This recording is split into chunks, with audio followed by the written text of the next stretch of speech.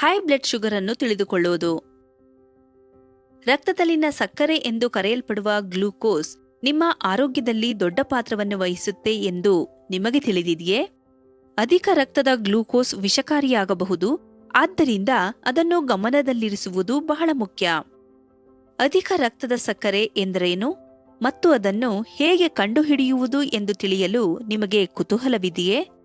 Understanding high blood sugar ಎಂಬ ಹೊಸ ಮಾಡ್ಯೂಲ್ನಲ್ಲಿನ ಮಾಹಿತಿಯ ಮೇಲೆ ನಾನು ಪ್ರಕಾಶ ಬೀರುತ್ತೇನೆ. ಸಕ್ಕರೆ ನಿಮ್ಮ ಆರೋಗ್ಯದ ಮೇಲೆ ಕೆಟ್ಟ ಪರಿಣಾಮ ಬೀರುತ್ತದೆ. ಅದರ ಅನೇಕ ಪ್ರತಿಕೂಲ ಪರಿಣಾಮಗಳ ಪೈಕಿ ಇದು ನಮ್ಮ ರಕ್ತದಲ್ಲಿನ ಗ್ಲೂಕೋಸ್ ಮಟ್ಟವು ಮೇಲಕ್ಕೆ ಏರಲು ಅಥವಾ ಗರಿಷ್ಠ ಮಟ್ಟಕ್ಕಿಂತ ಕೆಳಗೆ ಇಳಿಯಲು ಕಾರಣವಾಗಬಹುದು. ರಕ್ತದಲ್ಲಿಯ ಸಕ್ಕರೆ ಏರಿದಾಗ ಅದು ಹೈಪರ್ಗ್ಲೈಸೀಮಿಯಾಕ್ಕೆ ಕಾರಣವಾಗುತ್ತದೆ ಮತ್ತು ಅದಕ್ಕೆ ವಿರುದ್ಧವಾಗಿ ಕಡಿಮೆ ರಕ್ತದಲ್ಲಿನ ಸಕ್ಕರೆ ಮಟ್ಟವು ಹೈಪೋಗ್ಲೈಸೀಮಿಯಾಕ್ಕೆ ಕಾರಣವಾಗಬಹುದು. ಈಗ ಪ್ರಶ್ನೆ ಏನಂದ್ರೆ, ರಕ್ತದಲ್ಲಿಯ ಸಕ್ಕರೆ ಮಟ್ಟವನ್ನು ನೀವು ಹೇಗೆ ಕಂಡುಹಿಡಿಯುತ್ತೀರಿ? ಮೊದಲ ಪರೀಕ್ಷೆ ರಕ್ತದ ಗ್ಲೂಕೋಸ್ ಪರೀಕ್ಷೆ.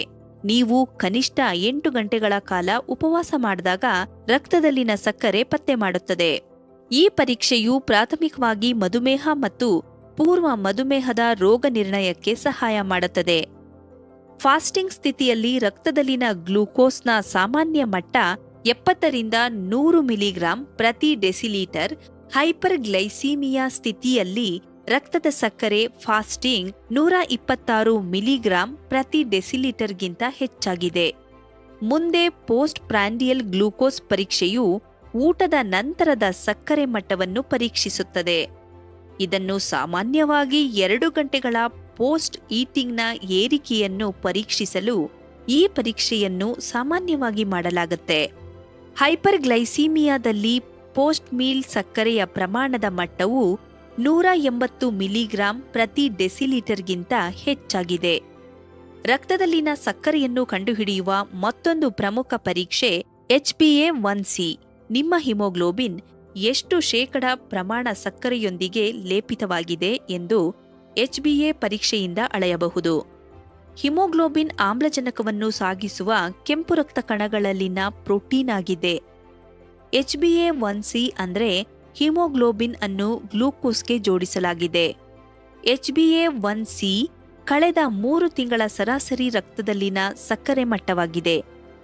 ಹೆಚ್ಚಿನ HbA1c ನಿಮ್ಮ ಬ್ಲಡ್ ಶುಗರ್ನ ನಿಯಂತ್ರಣವನ್ನು ದುರ್ಬಲಗೊಳಿಸುತ್ತದೆ ಮತ್ತು ಮಧುಮೇಹಕ್ಕೆ ಸಂಬಂಧಪಟ್ಟ ತೊಂದರೆಗಳ ಬೆಳವಣಿಗೆಯ ಅಪಾಯವಿರುತ್ತೆ. ನನ್ನ ಪ್ರಕಾರ ಮಧುಮೇಹವನ್ನು ಕಂಡುಹಿಡಿಯಲು ಲಭ್ಯವಿರುವ ಎಲ್ಲಾ ಪರೀಕ್ಷೆಗಳ ಬಗ್ಗೆ ನಿಮಗೆ ತಿಳಿದಿದೆ. ಆದ್ದರಿಂದ ಜನರೇ, ಜಾಗರೂಕರಾಗಿರಿ ಮತ್ತು ನಿಮ್ಮ ರಕ್ತದಲ್ಲಿನ ಸಕ್ಕರೆಯನ್ನು ನಿಯಮಿತವಾಗಿ ಪರೀಕ್ಷಿಸಿ. ಆರಂಭಿಕ ಹಂತದಲ್ಲೇ ರೋಗವನ್ನು ಹತ್ತಿಕ್ಕಲು ಪ್ರಯತ್ನಿಸಿ.